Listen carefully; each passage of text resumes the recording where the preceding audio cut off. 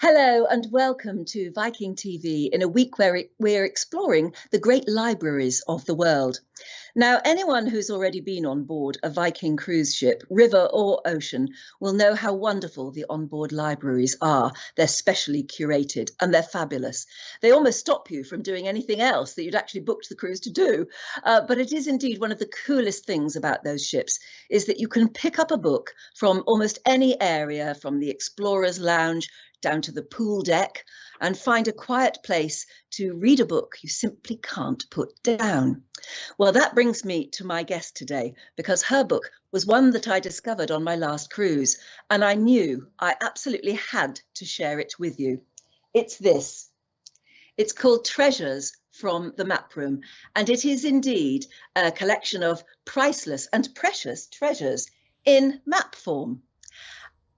It's absolutely fabulous. And each page shows in spectacular reproduction a map of, actually, it can be just about anything and everything, from the weird and wonderful, ancient, even fictional. Some are hugely colourful, others are just in plain old ink. Some are so like paintings, and others are strange interpretations of what was known about the world at the time. Some you'd love to simply hang on a wall for their sheer impact, and others show such fine detail you need a magnifying glass to really enjoy. But they all show what they call a profound and also playful side of cartographers, who, as one historian put it, strive not just to tell us where we are, but who we are. They are masterpieces that belong to the Bodleian Library in Oxford. And if you go to Oxford, that's what you'll see. On the left there, the Radcliffe camera, which is part of the library now. It has floors and tunnels underground, housing its millions of ancient books and manuscripts. On the right there, one of the fabulous old-style reading rooms, where students from all over the world do their research. And that coming next is one of the much more modern reading rooms, showing that Oxford is also keeping right up to date. Well, my guest today pulled together some of her favourite and some of the most important maps for this tome, and it's intriguing to read who drew them, how, when and why. So let's find out from the author herself, Debbie Hall, who joins us now from her home in Oxford. Hello, Debbie. Hello. Hello, welcome. Now, you're what they call in Oxford a senior library assistant. So what is it that you do? Well, I work in the Bodleian Map Room, and I count myself very, very lucky to do that because we have the most wonderful collection. And I do all sorts of things to do with the maps. So I catalogue maps, I help people who come in to look at them. And one of my favourite things is anything to do with interpreting the collections for a wider audience, giving talks, being involved with things like this book or with exhibitions. So what is your training? Are you a cartographer, a librarian, or both? I'm a librarian. I'm not a cartographer, though my original degree is in geography. I see. Whose idea was the book? It was suggested, I think, by that we have a publications department in the Bodleian, and they produce a number of books each year to showcase our collections. And they thought it was time to do one on maps because everybody seems to love maps. I can't understand quite why, because I'd never really thought of it myself before. I'm one of those awful people who gave up geography very, very early in the school curriculum because it was taught so badly. I think it was so boring. But when I saw your book, and when you pick it up and start to open it and look at the maps, you're drawn in. I can't quite figure out why. Have you figured out why? Well, I think really it's because maps show you something. You quoted somebody earlier who said they show us not just where we are, but who we are.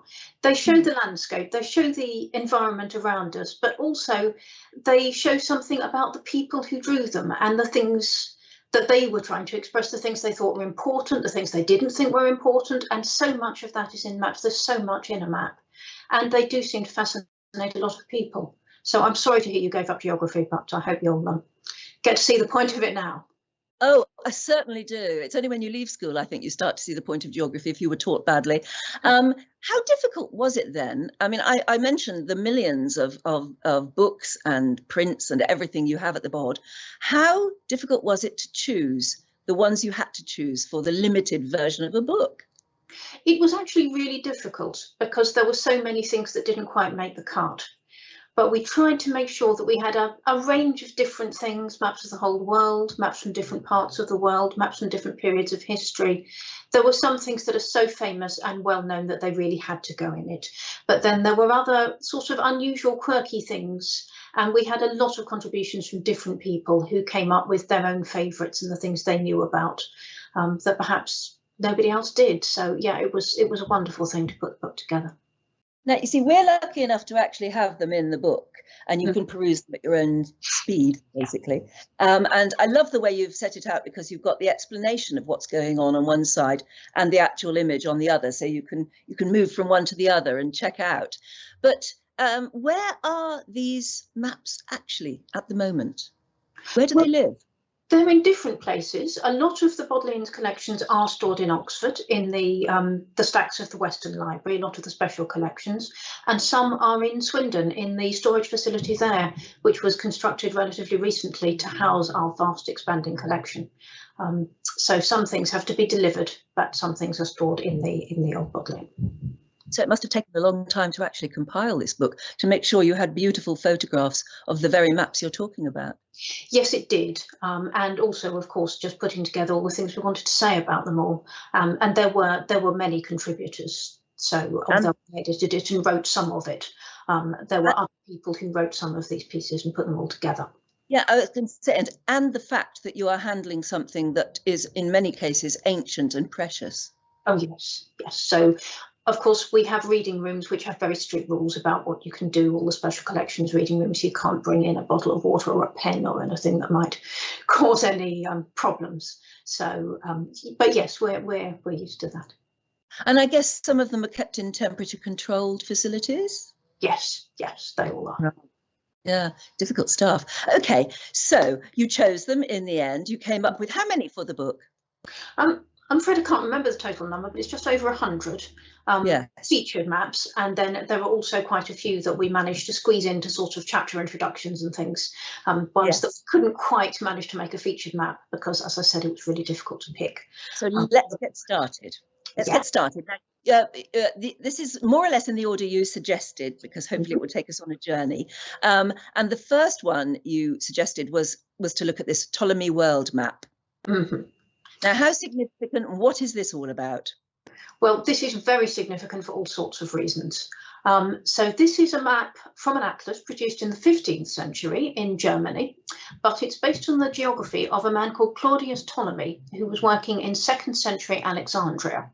And he wrote a book called The Geography, which was, he worked out where places were. He worked out the geography of the world. We don't have any of his surviving maps, but his work was largely lost to Europeans through the succeeding centuries, but it survived in Arabic manuscripts, and then it was rediscovered in the 15th century. And of course, not long afterwards, printing was developed. And so this is an example of an early printed book, which is also an atlas. And this is a woodblock print showing a map of what was in Ptolemy's time pretty much the known world. But as well as being really interesting from the point of view of the history of geography and the history of books and printing, this particular copy also has a very interesting link with the discovery by Europeans of the Americas, because this copy actually belonged to Ferdinand and Isabella of Spain, who, as we know, sponsored Columbus's voyage. Yeah. And Columbus also owned a copy of this work. And although Ptolemy did a fantastic job for his time of working out the geography of the world, he underestimated its circumference. He knew it was round. People have known the world was round for a very long time. So Columbus decided to set off west in the hopes of encountering China, because he, based on this book, underestimated how far it was to go around the world. So it's amazing to think that if he hadn't had this book, and if Ferdinand and Isabella hadn't had this very copy, then that voyage might never have happened, and that would have really changed the course of history. Well, yes, somebody else would later maybe have discovered America. Things would have happened. He set off west to discover China and bumped into America on the way. Absolutely. Because of that map. Well, yes, very much because of that, I think. That's fascinating. What I love as well, and this will come up again and again, is how much is a map a work of art and how much is it simply a work of cartography? I mean, if you look at some of the detail on the map that Ferdinand and Isabella had, I mean, there is artistry here. You've got winds blowing by, I don't know, gods or angels or somebody, winds blowing from all corners, and it's beautifully done. Again, it is a beautiful thing to look at, quite apart from its instructional value. Yes, I mean, this is true of a lot of maps, and I think perhaps one reason why people often find maps fascinating is it is a way in which art and science meet. Fascinating. The next picture you wanted to look at is the Mercator projection. Yes. Now, most of us know very well the Mercator name, but I've forgotten its significance. Do tell us more. Right. Well, this map here was actually created for a book by a man called Edward Wright, and he was a mathematician who worked out the mathematics in the early 17th century of the Mercator projection. Now, I think probably a lot of people have heard of the Mercator projection as a projection for world maps. And the thing that we tend to know about it now is that it distorts area very badly. So it shows areas that are in high latitudes much bigger than they should be, and places closer to the equator are smaller. So of course, Europe and North America look very big and Africa looks much smaller. And so for this reason, it gets a bit of a bad press nowadays. But it was actually produced for a very specific reason. The Mercator projection allows for correct direction. If you plot a course in a straight line, a compass bearing from one place to another on a Mercator projection map, that will work as a straight line in real life. And that is why he produced it for navigators to use. And it's still used for navigational charts for sea and air nowadays. It just doesn't work very well as a world map. No, but sailors liked it because it got them where they wanted to go. Yes, it has a specific function. When this map was actually drawn, very clearly they hadn't really discovered the west side of America, of the USA. They'd only, I mean, what you look, you can actually see it being, they obviously know about the east side, but the west is just sort of lost in haze. Yes. Yes, it sort of goes off a little bit and sort of tails off without anybody knowing. And a little later, there was the belief that California was an island, which featured in some maps from the later on this century, the 17th century, and then continued for about 100 years before people worked out that it was in fact joined onto the rest of North America. But people just kept copying each other's maps. So the knowledge of geography was a little... Yes. And this is something else that comes up again and again in the book, is that many cartographers used other people's maps, of course, but also then used their mistakes as well and built on those mistakes. Yes, that did happen. Sometimes, you know, islands would appear and be copied and then disappear a century later when somebody worked out there was nothing really there at all, or it was in a completely different place. So, yes, and they did very much copy each other's maps. And in fact, I think later on we'll get to some examples where people copied each other's maps in quite interesting and creative ways, as well as in a way that was just sort of plagiarism. I mean, you can absolutely understand why they would have thought for quite a long time that California was an island, because it would have appeared so until you actually discovered the whole of it. Well, exactly, yes. Mercator also did a lovely map of Iceland. Now, how come? Well, how come he was so interested in Iceland? And this is a very differently drawn sort of map. Yes, this is more what you might think of as a sort of beautiful classic old style map with the lovely mountains and the sea monster and so on, and the decorative title. This wasn't a standalone map. This was the important thing. Mercator had the idea of creating what he called an atlas, and he was the first person to use the term atlas in this way. I was going to say, if people like him were such scientists when it came to trying to map something properly, trying to get scale, why did they also agree to have things like sea monsters drawn in on their seas? I don't know. I don't know whether to some extent it was just decoration. It was what people had come to expect. You quite often got beautiful pictures of ships. And also at that time, sea travel was so dangerous and communication was so difficult. There must have been many ships that went off and never came back. Yes. The idea that they'd been eaten by a sea monster was perfectly plausible. Gosh, yes. A warning to all, yes. And then there was this chap called Speed, yes. Who was a great cartographer. Let's have a look at, now this is what most of us would consider a much more traditional map. Yes. So this is a county map. This is Cambridgeshire. And Speed produced an atlas of Britain in the early 17th century, which was very much the standard pattern for atlases, certainly of Britain for many years, centuries, even afterwards. The idea was that the country was basically mapped by county. And Speed, in fact, was not the first person to do this. He was already building on previous people's work. So he copied the maps of a man called Christopher Saxton, who'd worked a little bit earlier on in the late 16th century. Saxton was the first person to map the whole of England and Wales by county. And Speed copied some of his work and a few other subsequent publications, and he also wrote a lot of history. He was very interested in history as well as geography, so all the maps in his atlas have got lots of text on the back telling you about the place and about the history of the county. And there's a famous quotation from him. He said, "I have put my sickle into other men's corn," because he meant that he had used other people's work, but he was very honest about the fact that he had, and he gave them credit. And I think he just put it all together really beautifully. You can see this is such a nicely composed map with the decorations, the coats of arms, the little map of Cambridge up in the corner. So these maps were very popular at the time and have been ever since, really. People still collect them. Yes, I can see why. It is very artistic as well. As you say, from a map point of view, it's got what you need, but all of the beautiful work on the sides and the pictures of students and philosophers. There's the little quote about Cambridgeshire itself, but also a look at and the coat of arms and all the coats of arms of the various colleges, the two gentlemen there discussing, and then again, as we saw before in the previous map, they're there with their measuring devices making maps. Yes. So it's an homage to cartography as well, isn't it? It is, yes. Yeah. Now the next one you brought up is called Polyolbion. Now this is very different.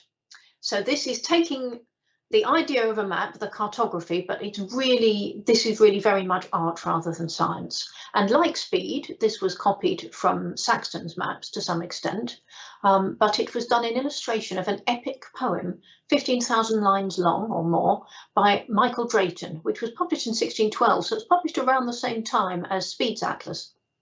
And he really brought the landscape to life, literally.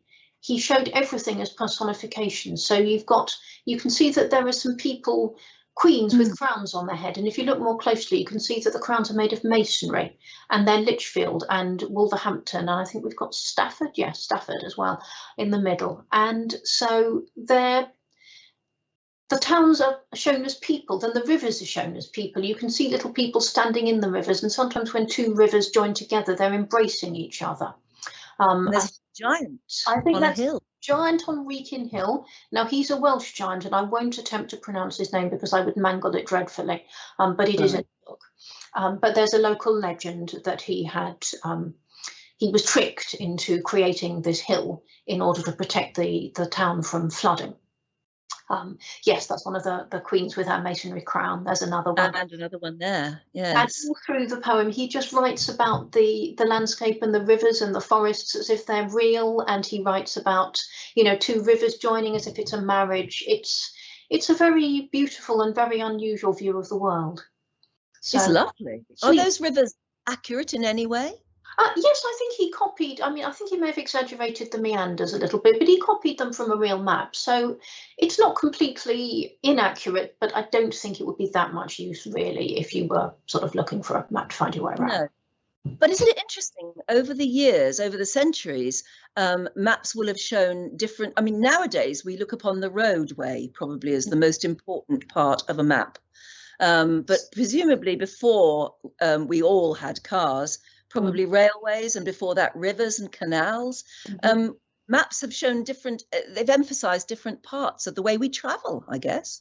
Yes, In fact, the idea of using a map to find your way by road is a relatively recent one. I think one of the ones we're going to come to later is John Ogilvy's Road Book of 1675. And before that, people did not use maps to find their way. And you may have noticed on the speed map, and this is the case for a lot of maps from that period, there are no roads even shown. They show the locations of the towns, the hills, the rivers, the boundaries, the forests, but showing roads just wasn't considered important. People did travel, but they travelled using road books, which would perhaps have a list of names, and then you would go to one town and then you'd ask the way to the next and so on. And I guess a lot of people would travel routes that they knew well already. The idea that you could simply set off from one place to any other place by looking in your road atlas just wasn't a thing. No, as you say, relatively recent. Before we go on to that, because it is fascinating watching that, the Worcestershire tapestry absolutely captivated me because I come from Worcestershire. This is a tapestry map. How big is the real thing? It's enormous. I think it's 20 feet across and 15 feet high, something like that. And you can see there are some bits of it missing. It has, been in the wars a bit over the years. But it was made in the late 16th century, so it's over 400 years old, and it's done pretty well. And it's woven tapestry. Nowadays we tend to think of tapestry as stitching, but it's woven like a carpet. So the threads going one way are all the same, and the threads going the other way are coloured, and that's how the picture is built up. That's extraordinary, isn't it? I mean, what a work of craft, let alone art. But if you look closer at it, because I come from Worcestershire, I was absolutely fascinated. It was the first thing. That's the reason I got into the book. I looked at it to see if my birthplace was there, my town, and there it is. It's Malvern. If you look closely, it's right bang in the middle there. I chose it. And you can see the Malvern Hills, and there it is in real close-up. That's where I was brought up, in Malvern, and it looks absolutely beautiful. Where did that tapestry hang? Where did you get it from? It's one of 4 covering the counties of Worcestershire, Oxfordshire, Warwickshire and Gloucestershire.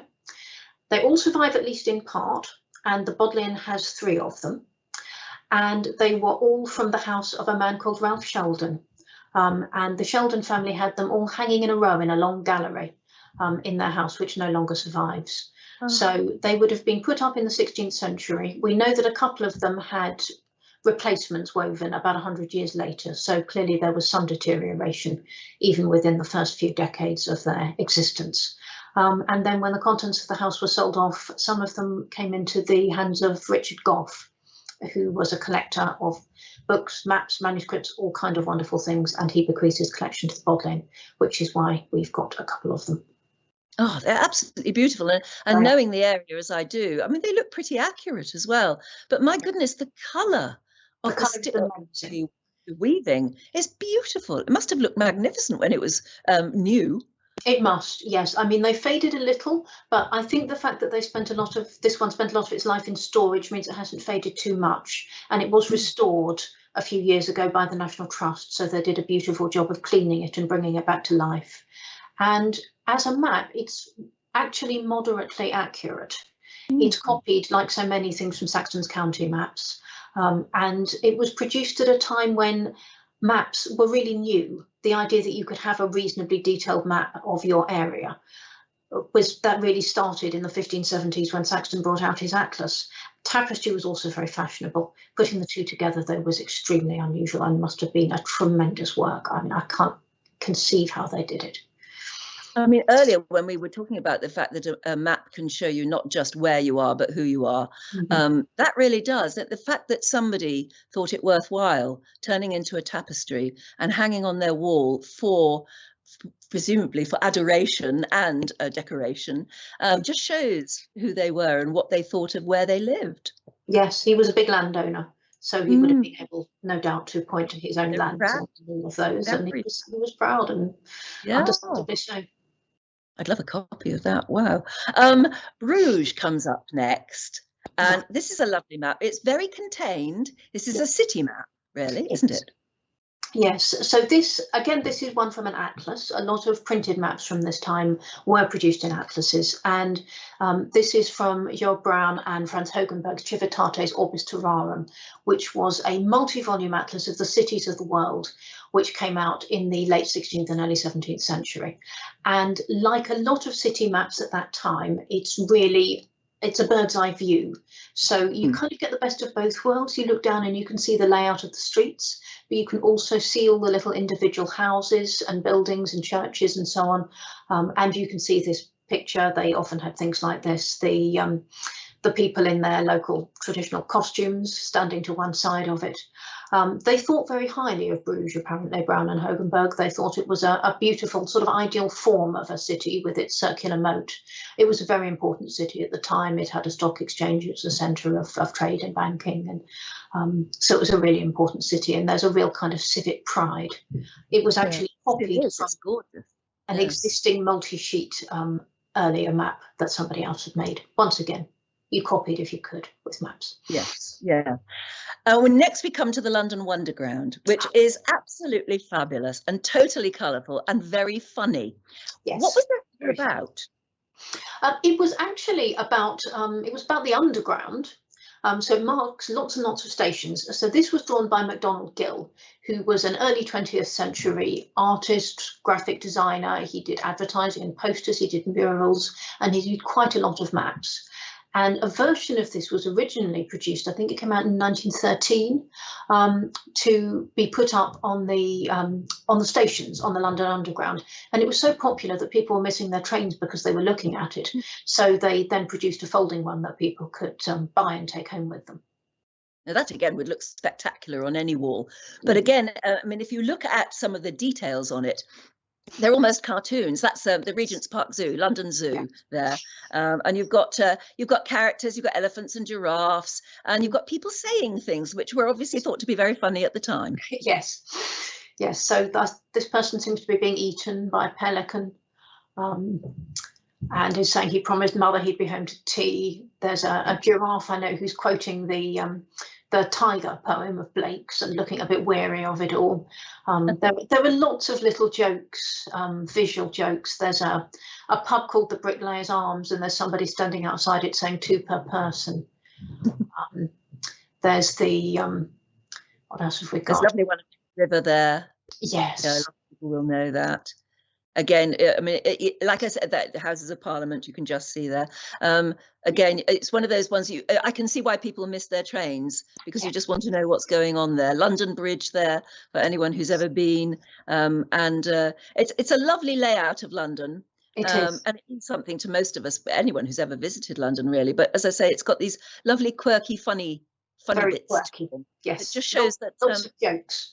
Yeah, I mean, maps are functional. They tell you where you want to go, but there's no reason why they have to be deadly serious always, I suppose. No. Now we come to the Ogilvy Road map. This is so fantastic. Try and describe what it is we're looking at. So this is a route from London to Aberystwyth, and it's all printed on one page, although it looks as if it's a succession of scrolls on top of each other. So John Ogilvy had this brilliant idea of making a road map that just showed the road and the area immediately around it. And this meant that it could be quite compact. And so he could show roads going all across the country in a reasonably portable volume. It's still a pretty large volume. And this was such a good idea that it was immediately copied by huge numbers of other people. Ogilvy himself died about a year after this came out. It was quite late in life that he started his map-making ventures. He'd had an extraordinary career doing all sorts of things like being a soldier and a theatre manager and master of the King's Revels in Ireland and so on. And then he got into map-making in his 60s. And then he had this brilliant idea of making a road map. So you can see, if you look closely, you can see that it shows the roads in quite a lot of detail. They're shown. When I first saw this, I said to you, this looks like an early sat-nav, because Because that's what you're doing. You're saying, I want to get on this particular page from London to Oxford, and it shows you and he's trying to do it as though it was in a long scroll form. You'll follow the road rather than anything else. You're following the road, and it shows you little bits around the road. It's an early sat nav, isn't it? Yes, you're exactly right. That is just what it is. And just as So the sat nav just shows you where you are in the area around, so does this map. It's a simple but brilliant idea. Absolutely brilliant. And then by the time you get to the other end of the page there, you're in Oxfordshire. And along the way, it's told you it hasn't told you where you can stop for petrol yet or for a sandwich, but it's nearly there. I think he was incredibly, before his time. He'd got the sat nav right. And of course, again, I love this one because it shows where I live. Just there. It says Wickham. High Wycombe there, spelt very differently from the way we spell it now. And I'm just an inch above there. And it actually has the name of my village there, Stoken Church. So we're still there. All these years later. When was that map done? 1675, that came out. And it's a really interesting bit of history, because if you're interested in a place which is on the main road, obviously no luck if you're not, then it actually shows it in considerable detail. They are effectively little sort of thumbnail images of the villages you go through. It shows things like windmills in sufficient detail to tell what type they are. And it shows where there's a stream and a bridge and where the road's enclosed and where it isn't. So it's actually a very detailed little bit of history, albeit only along the strip covered by the road. So, like I said, I think he was a man ahead of his time. Absolutely. Talking about being interested in history, maps are terribly important when it comes to warfare. Yes. And we've got here what you call the Nazi invasion pack. Yes. So this is just an example for Poland of one of the Nazi invasion packs that were produced before and during the Second World War. And in each one, you would have the sort of thing that you can see here. So there are maps at a variety of scales, including quite detailed town plans and less detailed, smaller scale maps covering larger areas. There would be written information, and also quite often there were pictures, and they could be taken from any source. Sometimes there were things like pictures of bridges that were taken from picture postcards, because something like a bridge would then become important in a military sense as well. And this one for Poland was made early on, before the war, but they continued to make them through the war. This one is in quite a nice smart red case. I think production standards did slip a little bit, and the later ones are just in sort of paper envelopes. But it's interesting, and also I think even now at this distance of many years, kind of chilling when you see the ones for a place you're familiar with that were all put together for the purpose of very, very important in warfare. And the silk maps that were made for escape, particularly, this is one. Can you describe what these are and why they were made in silk? Well, the idea was that silk was more robust than paper if it got wet. So they were made as escape maps for aircrew to carry, so that if they were shot down, they would have more chance of finding their way back. They started making them fairly early on in the war, and it was a very secret project. Nothing really was known about them until quite a long time afterwards. But maps of this sort were made for an awful lot of Europe and Asia. And I suppose they were given to pilots in case they were shot down. And of course, if it was silk, you could stuff it into a pocket, or the enemy wouldn't think that it was a map. They would just think you had your silk scarf or something. So there was a greater chance of being able to hang on to them and maybe use them. And anyone who's watched a World War II escape movie would know that maps were everything, weren't they? I mean, because otherwise you just didn't know where you were, and certainly didn't know how to escape. I find it fascinating they were printed on silk. And still on the theme of war, you've got an amazing map here of Cherbourg for D-Day. Yes. Which again, of course, is incredibly complicated, complex, detailed. So this is quite a detailed map at 1 to 25,000. So it's like the Explorer maps that you might take if you were going for a walk nowadays. And this was made for the D-Day landings. And you can see that there's a lot of coloured information on it. So the way these were made, they were printed partly based on pre-war surveys, and then those were updated with more recent air surveys, and of course with information on the ground that the resistance got out as much as they could. So if you look closely, there are some very detailed things about places where, for instance, a bridge has been destroyed or a road is blocked. There's a place where it mentions some guns on a sea defence. They're not completely certain about them, but they think that they're there. So there are all sorts of really important, detailed bits of information. I can see that it says possible tunnelling in small quarry. Yes. And everything was vital at the time. I mean, goodness yes. knows how up to date it was by the time anyone did it, but you needed maps and you needed to know where there may be hazards. It says there, unspecified underwater obstacles. You Yes. needed to know these things, didn't you? Yes. And the reference to hedgehogs, those obviously aren't actual hedgehogs. They were a sort of metal defensive, I'm trying to describe it, a pointy thing that would stop your vehicle, make it more difficult to attack. And this, I think the one which is in the book is dated 19th of May. And of course, the landings were in early June. So they really were updating them, you know, every few days they would add what more information they could. And they showed a lot of detail. They showed even the field boundaries, which was very important when it really came to the fighting on the ground and the very difficult and dangerous and arduous business of the Allies. My goodness, landing on the beaches, you need to know where you are and where you're going and what's in between. The CARS map. Now, why is this significant? Well, this is, at first glance, really quite a lovely map. I think the way that the relief is shown with the hashes and shading and so on is really very attractive. But Where it was is actually, it's in it was besieged. I think it's in modern day Turkey. It was besieged during the Crimean War, and it was held by British and Ottoman forces and besieged by the Russians. But those steep hills were actually very important. The Russians had been besieging it and they decided to attack in September 1855. And they set off and tried to storm it, but they couldn't because the hills were so steep. Even if they managed to take a defensive position, they'd be beaten back again. And they had shells of their own side would fall on their own soldiers. So it was a terribly difficult site to attack. Ultimately, I think their siege was successful and they had to surrender a few months later. But you can certainly see from that relief how high the ridges are. Sorry, I was saying you can certainly see from the relief way that it's drawn how high that cliff is, and you also show a picture, which is sort of cross between a picture and a map of the same place.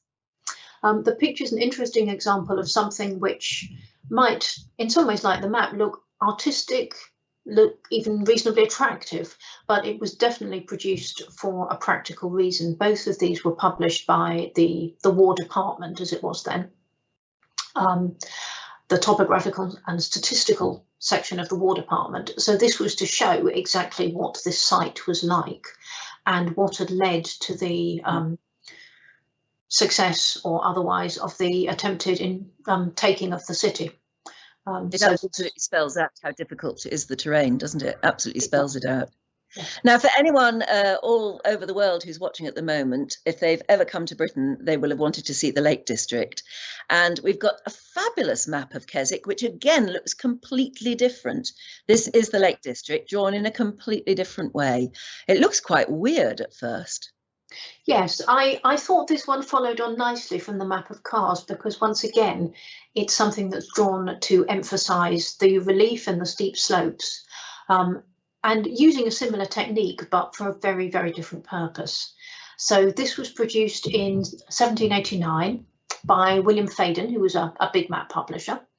And it was at the beginning of the time when going to the Lake District to admire the beautiful mountain scenery and walk up the hills was beginning to be fashionable.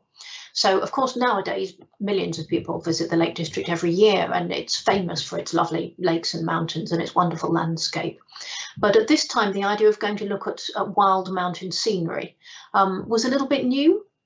And this is probably the first map of the Lake District that was made aimed specifically at tourists. Some tourist guides started to come out not long before, but they didn't include maps. And we could see Skiddaw just there, and we've got the various smaller hills showing here. And one thing is they look very steep and dramatic. Yes. And Skiddaw, although it's quite high, is actually not that steep. It's got relatively gentle slopes, and it was quite popular with tourists because you could even go up it on a horse. So I think they've made the most of the dramatic landscapes. Yes, it makes it look much dramatic. That's for sure. Yes, I mean it's lovely. It's beautiful. It is. It's colouring, such a looking thing. And absolutely at the time this was made, this was just a few years before Pride and Prejudice was. And you may remember in Pride and Prejudice, a trip to the lakes is planned. In the end, they don't go there, but it was the fashionable thing that people were doing. And of course, the Romantic poets around the same time were beginning to write poetry about the Lake District. So people were discovering these landscapes, which had been seen previously as wild and forbidding, and seeing them as something beautiful and inspiring. Yes, another reason to try and sort of romanticize the look. Yes. We've got a lovely, one of my favorite ever places, and I've never been, but it's one I did love learning about when I was a child, was Yellowstone. Oh. And this is a much more traditional sort of map in that it looks like a painting. I don't know how accurate it is when you look at it, but this is Yellowstone, and it was a map drawn for what, the railway company? It was, yes. So this is a map obviously made to encourage people to visit Yellowstone National Park. It was produced in 1904 by the Northern Pacific Railway Company. And if you look in the bottom right-hand corner, you can just see that there's a little train. You can see the steam from its funnel going into the station. And then there are roads winding away into the hills, and everything looks, I think this map shows a lovely balance because it shows a really wild and beautiful bit of scenery, but at the same time it makes it look sort of tidy and civilized. You've got a nice little hotel, an orderly settlement with a flag on a pole and that sort of thing. So it looks inviting. You can and that was the whole point, I suppose. Yes. And then when you're there, experience all these wonders. It doesn't. It looks civil. There's civilized edges of it, but it is enticing, as you say, and very sunshiny. And I mean, it's totally picturesque. It makes you want to go. There's no doubt about it. It does its job. Yes. If you don't want to go to Yellowstone after looking at that, you never will, I think. Still want to go. We'll do one day. When did what we call, I don't know if they call them the same in other countries. We in Britain call them Ordnance Survey maps. When did that all start? Because these are maps that are so detailed. Everything's on them, from telephone boxes to wells. Well, the Ordnance Survey, like a lot of mapping, has its origins in the military. So the very first Ordnance Survey maps that were officially counted as Ordnance Survey were begun at the very end of the 18th century with the fear that Napoleon would invade the south coast of England. And then this soon spread to a survey at the scale of 1 inch to a mile, which went all the way up Great Britain and eventually, taking many decades, reached the north of Scotland. And after that, they started producing more detailed maps, which would allow for sort of detailed planning and things like that, which they still do. You can get very, very detailed maps if you want to extend your house or anything like that. You can get very detailed plans now. But the 1 inch to the mile maps, they soon caught on as a lot more than just a practical or administrative tool. They were something people could use. So if we just think back to the Keswick map, at the time that was made, if you wanted to go somewhere with nice scenery on holiday, there really wasn't very much you could do to find your way around. And then by the beginning of the 20th century, even the end of the 19th, you had these lovely Ordnance Survey maps that you could use to find your way anywhere, and people used them for walking, for motoring, for cycling. And At the same time as this was happening, I mean, national surveys were happening across many other countries. I think France was the first, starting in the mid-18th century. And of course, by the end of the 19th century, you'd got the United States Geological Survey doing similar work in the US. And the same can be said for a great many countries. But the image on that map cover, the Ordnance Survey cover that we were just looking at, that is, it's really selling a map. I mean, it's literally selling a map. It's selling the activity you might be doing. You might be hiking, you're going out for an adventure and a bit of exploring, maybe just for a picnic, but you take that map with you and you know exactly where you are. You know where the telephone box is, you know where the post office is. Yes, and you know where the pub is. There's even a pub in the background, I think. Exactly. That image was used on a great many Ordnance Survey maps, and they commissioned artists to do beautiful paintings of specific areas like the Highlands of Scotland, or of famous cities like Oxford, for instance. So they began in the 20th century to market their maps a lot more, and that's why you start to get images like that. But they had been going for a long time before then. And of course, people who love literature, and particularly, I'm thinking of something like by Tolkien, if you're thinking of Lord of the Rings, and if you're a fan of Narnia like me, I always used to love the fact that there was always a map to go with what you were reading about. And in the book, you include Tolkien and C.S. Lewis's map here of Narnia. I love that you do, because it's a very important part of it. Yes, I think the fact that somebody writing a book can draw a map just shows that that world is real to them. Tolkien is very famous for it. He used to say that he drew the map first and then wrote the book. So he created the setting and then the story came from that. I'm not sure that Lewis went quite that far, and he wasn't such an artist as Tolkien. So you can see that although this is quite a nice map, it's a little more basic, and he had it redrawn by professional artist Pauline Baines, who illustrated. But he still made notes at the bottom. It was exactly the way he wanted it. Archenland there, and the Bulgy Bears, and Truffle Hunter's Cave. I mean, they all meant something to me when I was a kid. There is a real place called Narnia, though, because you do include in the book a little tiny detail of Narnia from a map. What is that? It's in Italy, and I think its modern name is Narni.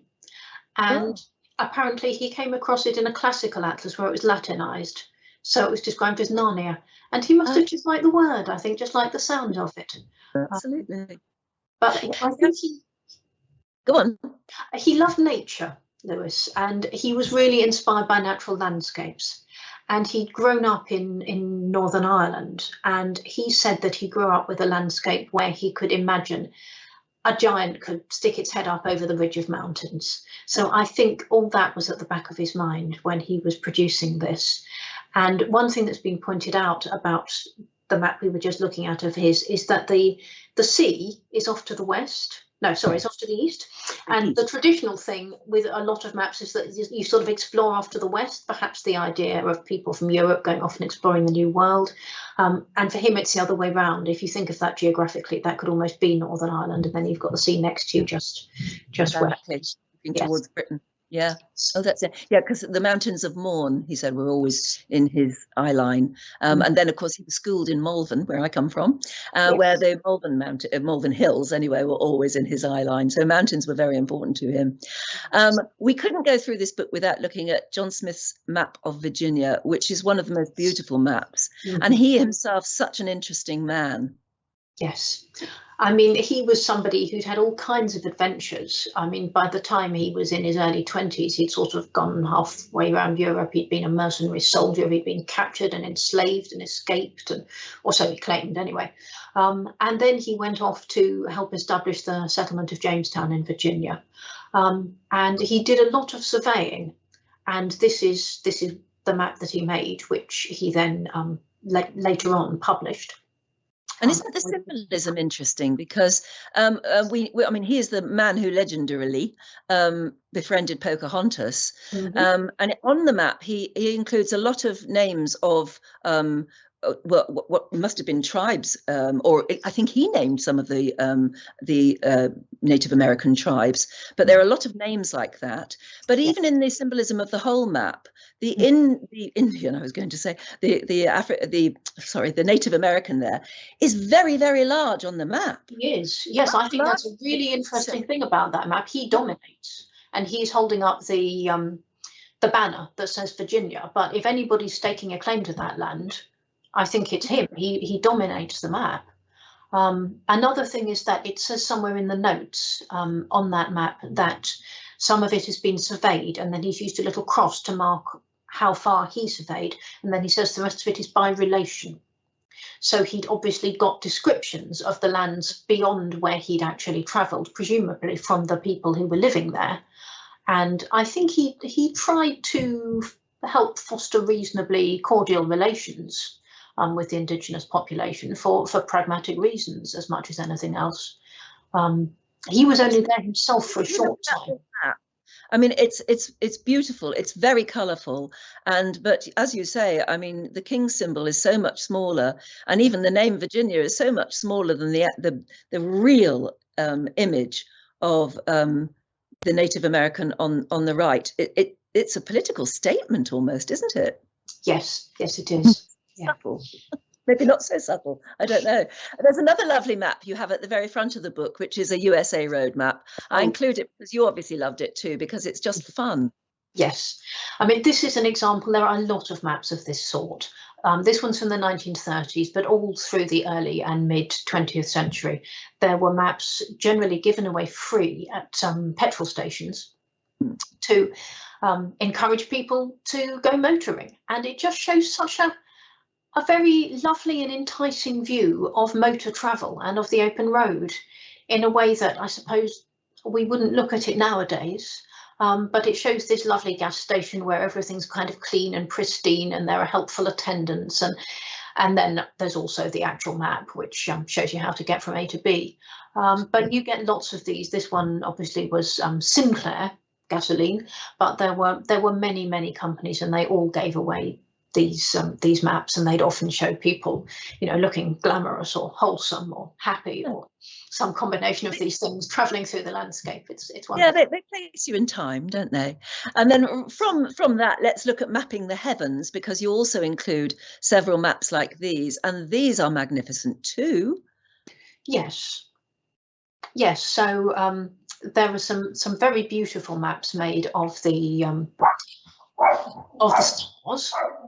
Do pardon my dog, who's just answering the door. Yes, this is absolute work of art, though, isn't it? Yes, I mean this one is a work of art, and there are quite a few things like this as well. Although the book is mainly focused on terrestrial mapping. Let's quickly the moon as well, because I think you've got one of the moon. Yes, the early one of the moon. I guess we've got much more detailed maps nowadays, and even one of the transit of Venus across the Earth.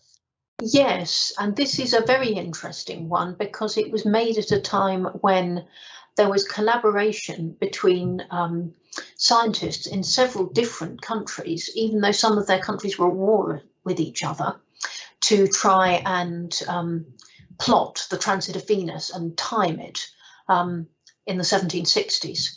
The transit of Venus happens 8 years apart, and then there's a big long gap before it happens again. And they managed to do these expeditions to measure it in different places in the world. So this is a French map, and it's a beautiful map, and it shows a wonderful bit of scientific collaboration. Well, yes, the sheer hard work and science that goes into producing a map like that. It's incredible. I've got another quickie for you. Queen Victoria's Empire. I just thought this was funny because, that's an early one of the United States. Yes, it is. And that's at a time of territorial expansion, when the exact borders of the United States and how far it was going to spread were still being debated. And I think up at the top, it's in the top left, it's got, I can't quite see it from here, but I seem to remember there's a little bit that folds out just to show how it could extend up into what was the border with Canada. Absolutely. You see, you could look at the density of knowledge, if you like, population on the east, gradually moving over to the west. And then, as I said, Queen Victoria's empire, where the sun never set, apparently. This is great fun, yes. All the red for the British Empire, which was traditional at the time, and it's rather a pretty little map with all the mountains and rivers and things shown. Yeah, very, very detailed. And then just my final one, because I just thought this was so weird, is France as an oak tree. Now, what's that about? Well, this is a map done at the time of the French Revolution by people who were showing the, I think people who were against the French Revolution, sort of expressing horror at the way that it had been taken over. So it's very much a map as metaphor. It doesn't really show it as a real place at all. But there were also examples of the oak tree being used as a symbol of freedom and freedom from various sorts of political and religious constraint at the same time. So I think there were probably layers of meaning within this, but I have to admit I don't know what all of them are. A protest of some sort, but it just shows that I don't know, that some cartographers or artists or a combination of the two chose to make some sort of a statement by making a map like that. It's extraordinary, isn't it? Yeah. Can you bear if I put a few questions to you? We've got some questions from our viewers. We'll whiz through them because I know I've kept you long. From Mina in New Jersey, she says, how many of these maps are actually on display anywhere, or are they all kept in drawers and files? Unfortunately, most of the time, most of them are kept in drawers. We do have exhibitions all the time, but of course they're not all map exhibitions. In fact, there was one that ended a couple of years ago. We do have a tapestry map on permanent display or long-term display in the Western Library. It's not the Worcestershire one that we looked at. It's one of its sort of sister maps, the one for Oxfordshire, which includes Oxford and in fact reaches all the way across to London. So we do try to put things on display as often as we can. And of course, we do put things on display online a lot more. You can look at our digital Bodleian site, and we have a map room blog where we showcase individual things. So there are lots of ways you can see things without actually having to come to Oxford. Okay, Ted Williams and his wife Gina in Vancouver say, how much are they worth? For instance, if you wanted to sell to another library or museum, how much would any of these things be worth? Well, it's difficult to answer that, and unfortunately I don't have to, because we're never going to sell them. Generally, I mean, some of these things like printed atlases or printed maps where there are many copies in circulation, you could look at what they've been sold for, and some, say, printed county maps might be worth a few £100s. If you've got something like a tapestry map or the map of Virginia, which aren't very many copies of, it's priceless. It's worth what somebody will spend on it. Yes, depends on the circumstances and the times, I guess. Lisa Tanworth in Seattle says, how were the Bodleian's treasures protected during World War II? I have to say, it's not entirely, because it was before my time. I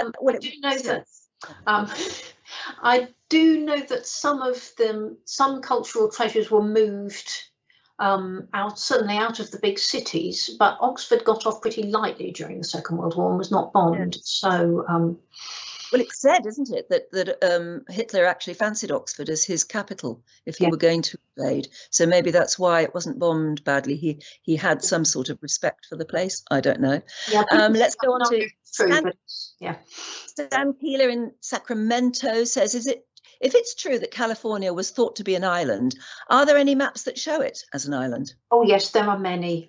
There's certainly one in the book, just as an example, but there are a lot of maps that show it as an island. Once one person had done it, other people just copied. And it took a long time to work out that they were wrong. And Freddie in London says, did maps, like some history books, just show history from the victor's perspective? I guess that's true as well, isn't it? I think it certainly is, yes. Yes, there was certainly a tendency to. I mean, you would be more likely to publish a map of something, of a battle, for instance, if you were the victor. If you'd lost, you probably wouldn't want to.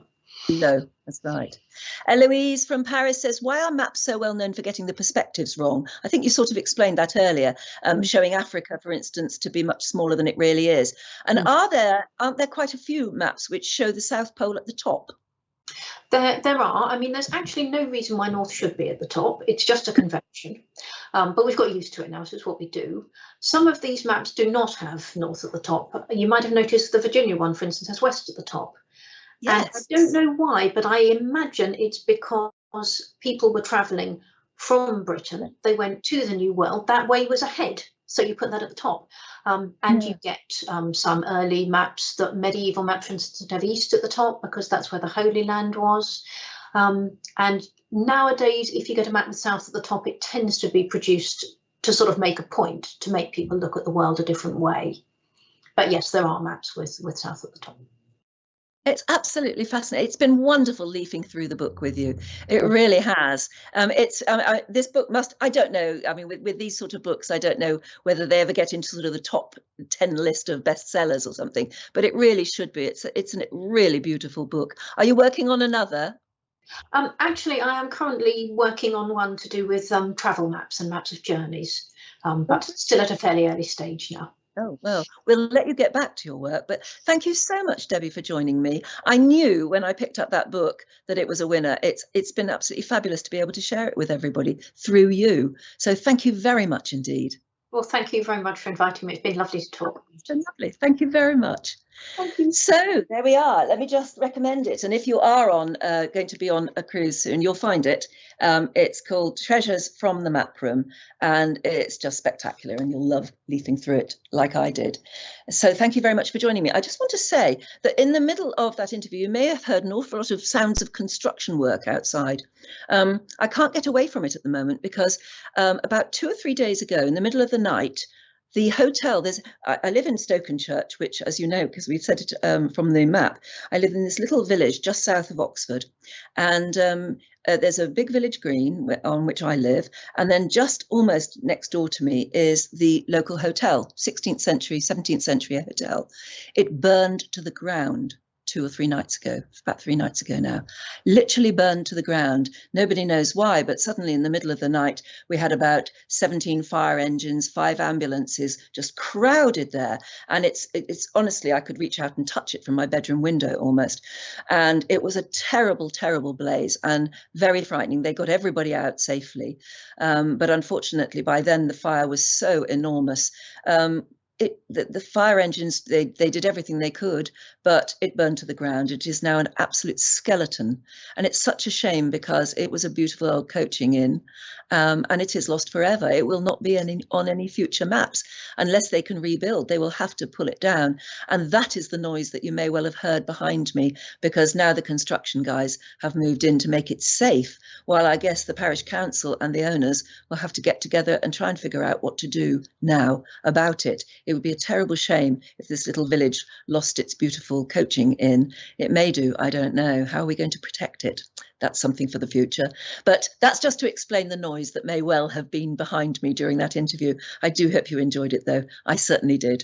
So thank you so much for joining me again tonight. And don't forget, I'll be here again in a week's time. So until then, do stay safe and keep well. Until next Thursday. Goodbye.